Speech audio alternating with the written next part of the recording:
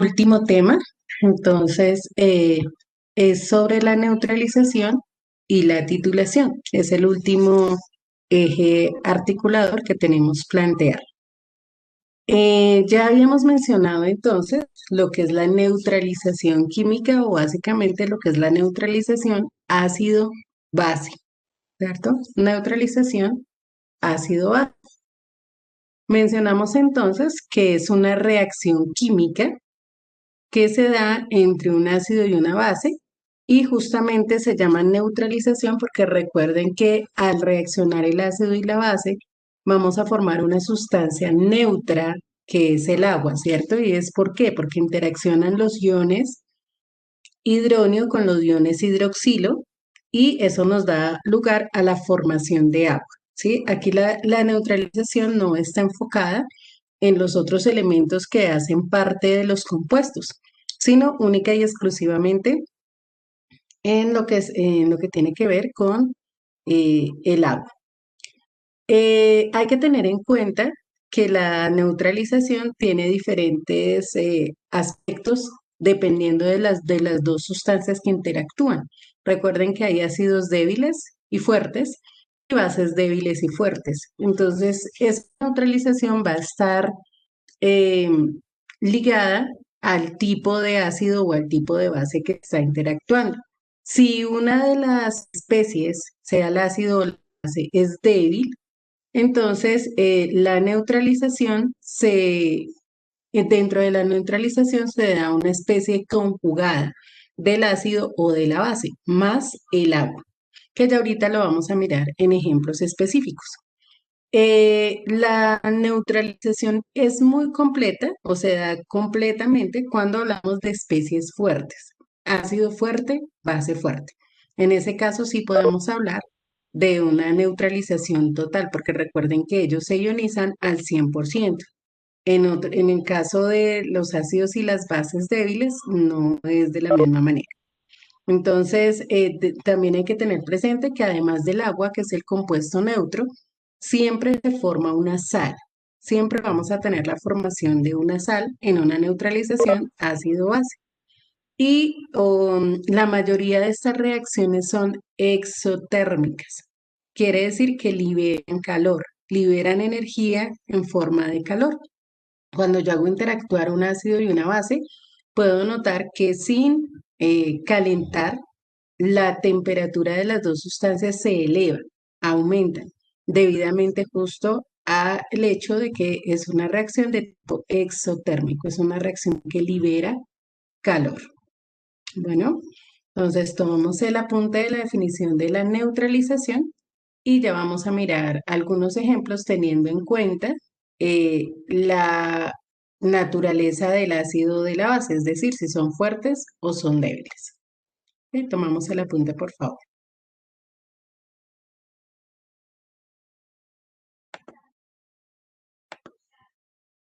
Bueno, entonces aquí podemos ver qué es lo que sucede teniendo en cuenta el ácido o la base que esté interactuando.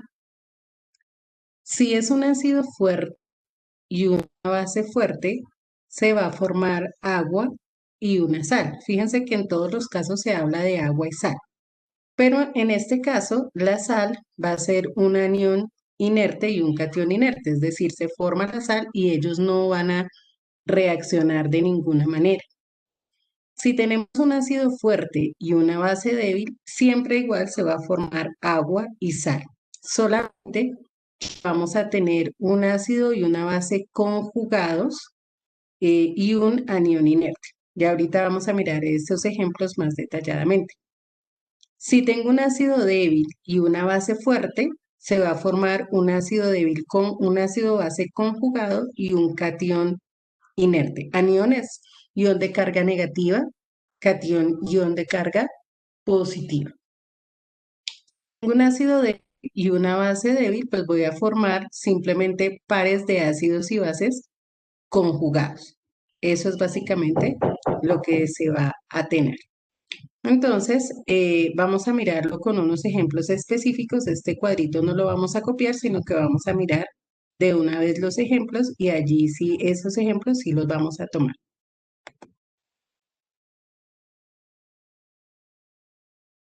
Dame un segundo. Ok, entonces vamos a mirar aquí los ejemplos, como les decía, más detalladamente. El ácido clorhídrico y el hidróxido de sodio son un ácido y una base fuerte. Entonces nos va a formar agua siempre entre el hidrógeno y el hidroxilo. Vamos a tener la formación de agua, ¿cierto? Entre este hidrógeno y este grupo hidroxilo siempre se va a formar el agua. Entonces lo que nos queda nos forma la sal, el sodio y el cloro, ¿sí?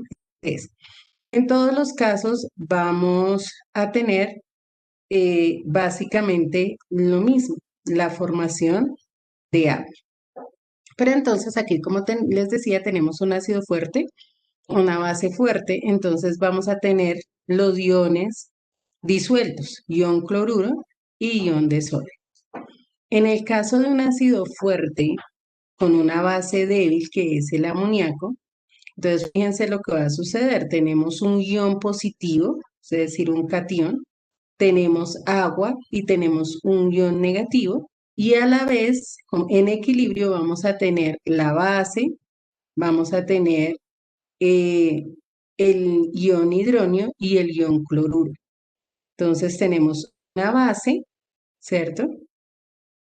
Conjugada con su correspondiente ion. Aquí los tenemos. El cloruro de sodio está acá en esta base, el cloruro de amonio, perdón, no de sodio, sino de amonio, y en este cloro. Pero no es lo único que hay dentro de la solución, porque es un ácido fuerte y una base débil. Entonces tenemos varias sustancias dentro de la disolución en equilibrio.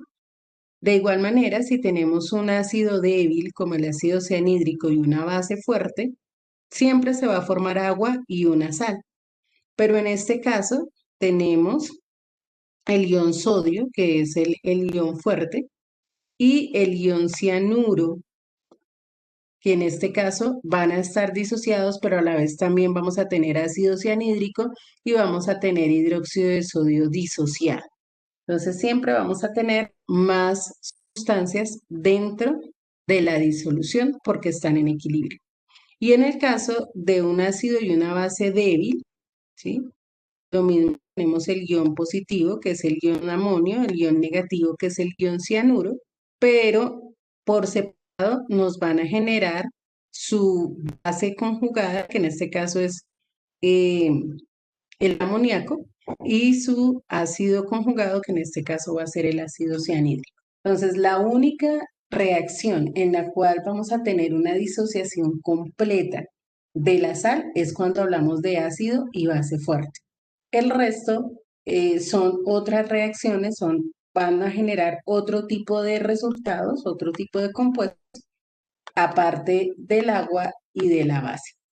Entonces, estos ejemplos sí vamos a tomar el apunte.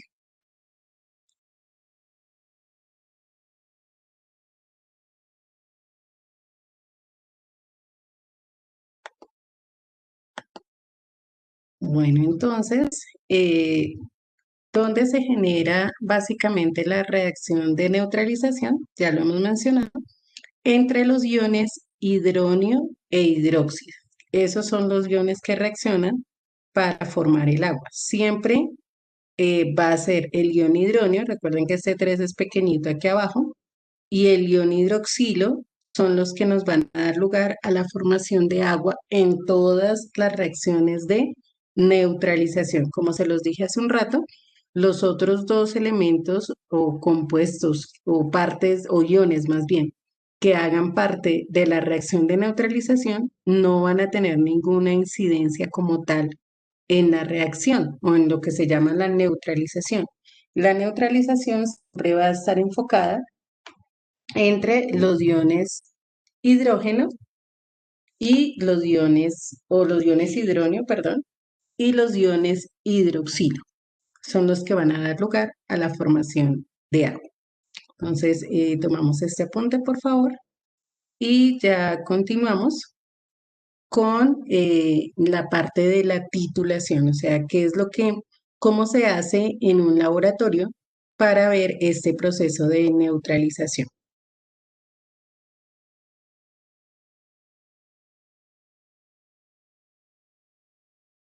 Bueno, una vez tenemos una reacción entre un ácido y una base para generar una neutralización, se trabaja también a partir del análisis químico algo que se llama la volumetría ácido-base. Y todo parte de un proceso que se llama, de laboratorio que se llama titulación. La titulación implica esto, una reacción ácido-base, donde a través de un experimento podemos nosotros determinar la concentración de un ácido o de una base desconocida una vez hemos llegado a la neutralización y a partir de un ácido o una base de la cual sí conocemos su concentración. Entonces, este proceso experimental lo vamos a observar en un video y luego pasamos a hacer la explicación correspondiente. Entonces, ponemos mucha atención al video que viene a continuación. Permítanme un segundito, voy a crear para que puedan escuchar el video.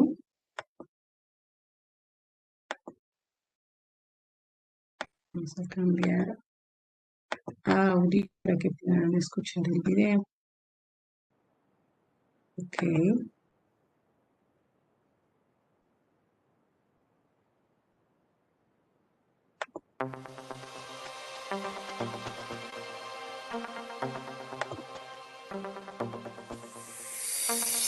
Muy buenas alumnos, aquí Breaking Bad una vez más para hablar de química y esta vez no vamos a estar en nuestro escenario habitual, sino que me voy a trasladar al laboratorio de prácticas de la Universidad Rovira i Virgili, más o menos una colaboración que estamos haciendo. Gracias a ellos he podido acceder a los laboratorios para enseñaros, en este caso, cómo hacer correctamente una valoración ácido-base. Así que nos desplazamos al laboratorio. Para hacer este experimento vamos a utilizar un frasco lavador con agua destilada, un embudo, 100 ml de disolución de ácido clorhídrico 1 molar, un vaso de precipitados de 100 ml, un soporte con bureta de 50 ml, 250 ml de sosa cáustica de concentración desconocida, un matraz aforado de 100 ml, un matraz Erlenmeyer, fenoftaleína en disolución, material de seguridad y papel. Bueno, en primer lugar vamos a hacer la disolución de sosa cáustica. Esta es la disolución de concentración desconocida y vamos a poner 100 mililitros en este matraz Erlenmeyer. Hemos puesto este papel aquí porque de esta manera vamos a ver mejor el cambio de color, porque el papel es blanco y la base es azul, ¿vale? Entonces colocamos esto aquí y vamos a preparar 100 mililitros de esta disolución. El trasvase es muy simple, simplemente vamos a quitar los tapones y con el embudo vamos a empezar a trasvasar.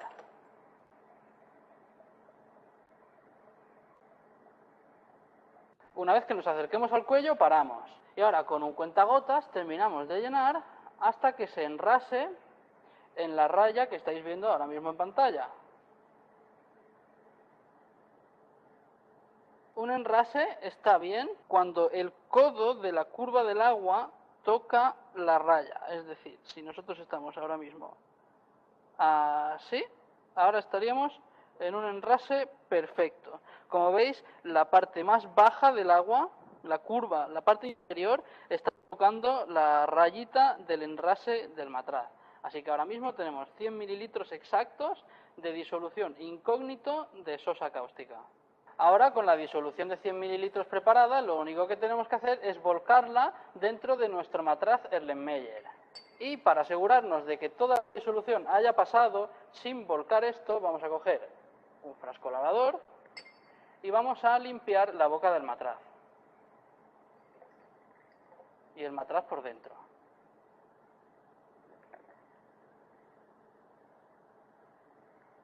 Hacemos esto 3 veces y ahora mismo tenemos nuestra disolución de sosa cáustica de concentración incógnito dentro de este matraz.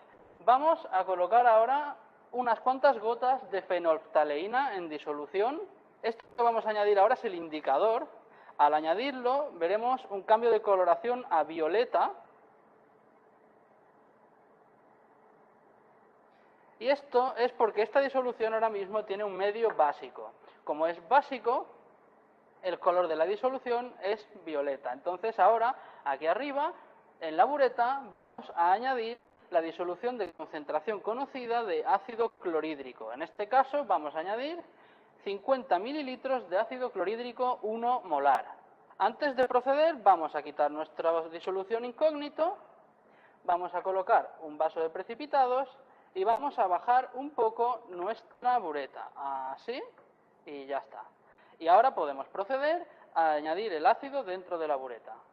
Con el grifo cerrado de la bureta empezamos a volcar ácido clorhídrico hasta que llegue al cero, a la señal de la bureta que marca un cero, ¿vale? La parte más superior de todas. Empezamos a echar el ácido y nos podemos pasar un poco, podemos subir por encima del cero, de hecho en este caso va a ser conveniente, y vamos ahora a purgar el exceso de ácido clorhídrico que hemos colocado dentro de nuestra bureta.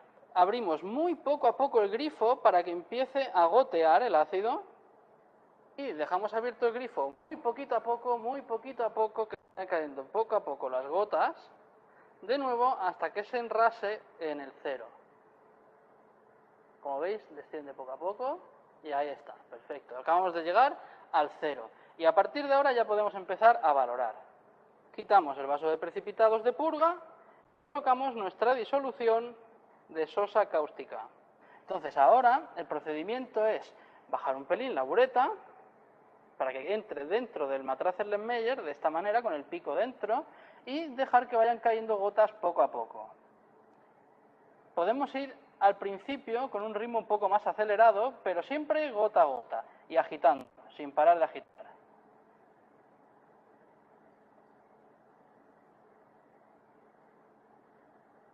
Y entonces ahora está cayendo el ácido dentro de la base y se está produciendo la reacción de neutralización. En el momento en el que llegue al punto de equivalencia, va a haber la misma cantidad de ácido que de base, por lo tanto el pH va a ser neutro y el indicador va a cambiar de color, porque vamos a estar pasando de un medio básico, con el color rosa que estamos viendo ahora, a un medio ácido con un color transparente que ya veremos en el momento en el que vire el indicador.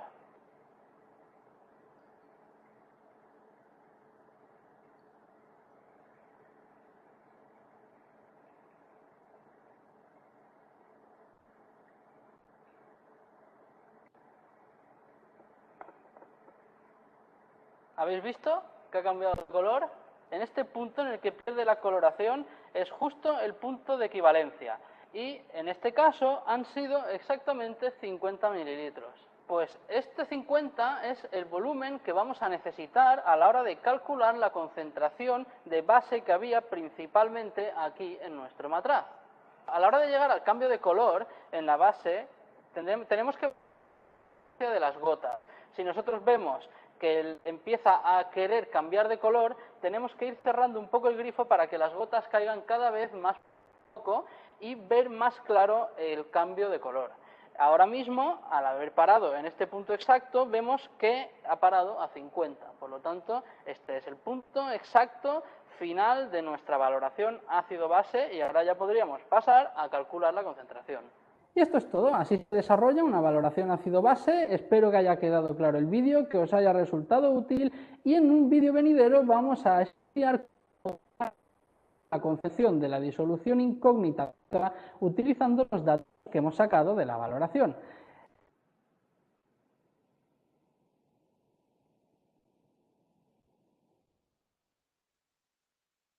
Entonces,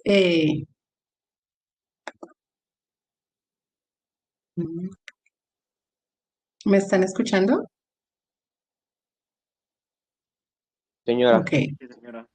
Acá no se veía que estaba moviéndose el audio. Ok. Entonces, aquí podemos darnos cuenta cómo en el laboratorio se hace una titulación. Es decir, cómo hacemos para que una sustancia que de pronto no conocemos, pero sabemos que es un ácido o una base, podamos determinar cuál es la concentración que esa sustancia tiene, cuál es la concentración que como ácido o como base tiene esa sustancia.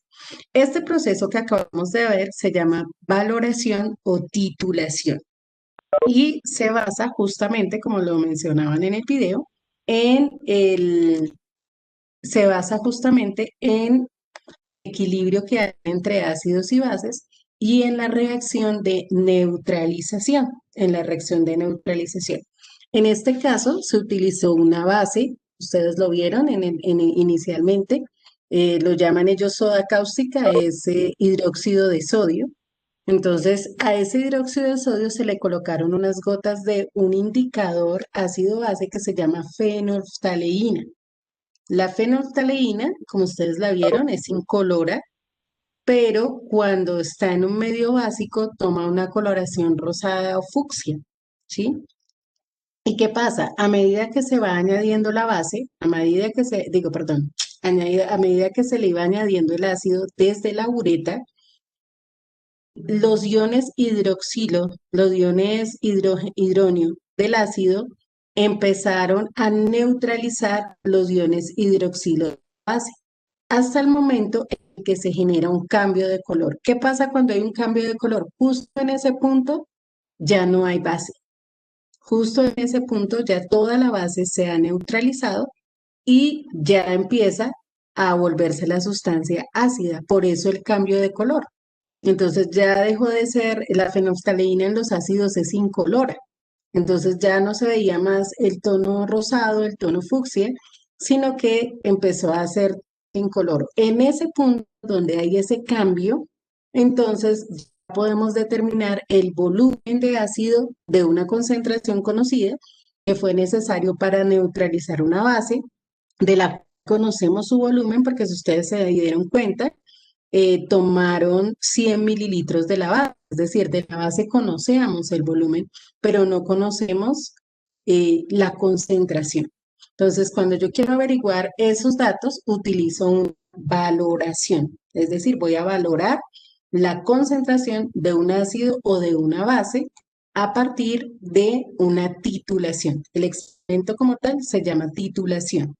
¿Listo? Podemos titular ácidos o podemos titular bases. Si hubiéramos titulado un ácido, hubiera empezado siendo incoloro y cuando ya llegara al punto exacto de equivalencia, entonces hubiera pasado a color rosado. O sea, siempre hay un cambio de coloración, así como lo vamos a ver o ya algunos lo vieron en los experimentos que han estado realizando de indicador ácido-base.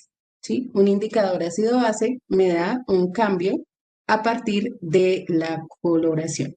Entonces empecemos por definir qué es valoración ácido-base. Las valoraciones ácido-base o las volumetrías ácido-base, que acabamos de ver una, entonces nos van a permitir conocer la concentración de un ácido o de una base que está en solución y que simplemente no la conocemos. Como ustedes lo vieron ahí en el video, decía de concentración desconocida. Entonces, ¿qué es lo que se mide? El volumen de ácido o de base de una concentración conocida que necesito para neutralizar un volumen de una base o de un ácido de concentración desconocida. Aquí en este caso medimos el volumen de un ácido. Ustedes se dieron cuenta que el volumen final fueron 50 mililitros de una concentración conocida, porque decía que el ácido clorhídrico era de concentración 0,1 molar. Y neutralizamos una base, un volumen determinado, que fueron 100 mililitros, de una base que no conocíamos la concentración. Esa es la titulación o esa es la valoración. Cuando valoramos ácidos, se llaman acidimetrías, ¿cierto? Acidimetrías. Y si valoramos una base, se llama alcalimetría. En este caso del experimento, ¿cómo se llamaría? ¿Estamos valorando el ácido o valorando la base?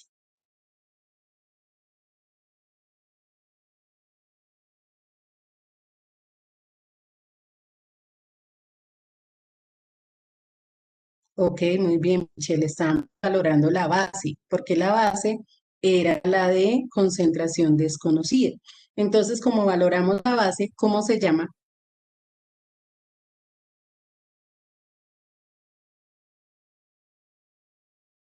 ¿Acidimetría o alcalimetría?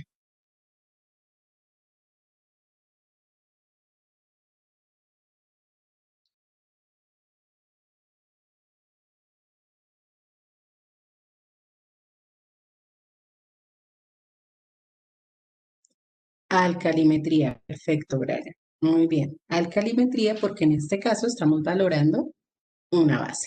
Bueno, tomemos este apunte por favor y ya vamos a hablar un poco más de las características de las valoraciones ácido-base.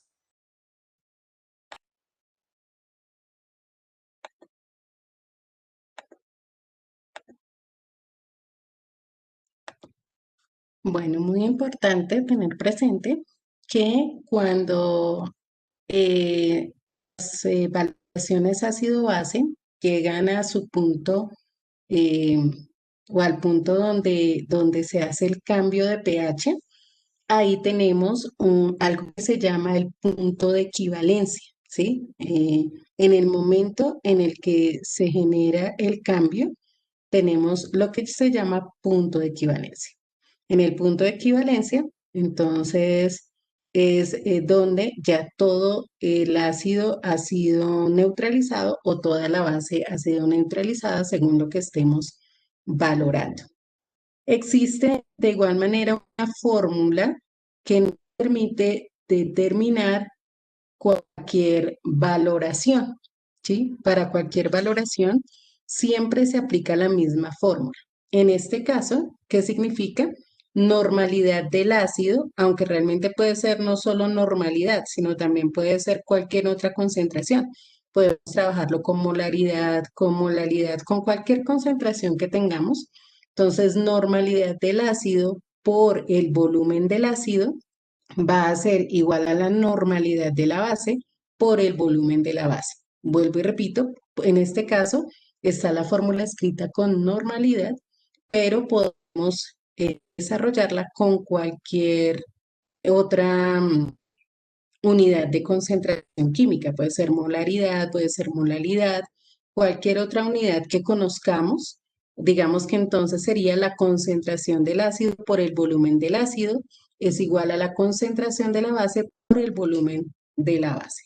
¿Ok? Tomamos el apunte de esta ecuación porque es la que vamos a utilizar en nuestra próxima clase para, espérame un segundo entonces, parece ser que no se...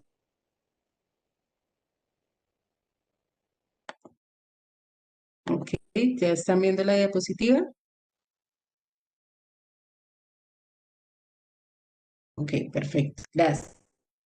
Entonces, les decía que esta ecuación sirve para cualquier valoración y que podemos inclusive en vez de tener normalidad, tener cualquier otra concentración del ácido. Entonces vuelvo y repito aquí para los que no están viendo la diapositiva, normal ácido por volumen del ácido es igual a normalidad de la base por el volumen de la base. Y que esta normalidad puede ser molaridad o molalidad o cualquier otra unidad de concentración química, el ácido o para la base. Entonces les decía que por favor tomamos el apunte de esta ecuación porque es la que vamos a utilizar en nuestra próxima clase para aplicarla en algunos ejemplos de cómo se calcula ya de acuerdo a los datos que hemos obtenido en una valoración. Tomamos el apunte, por favor.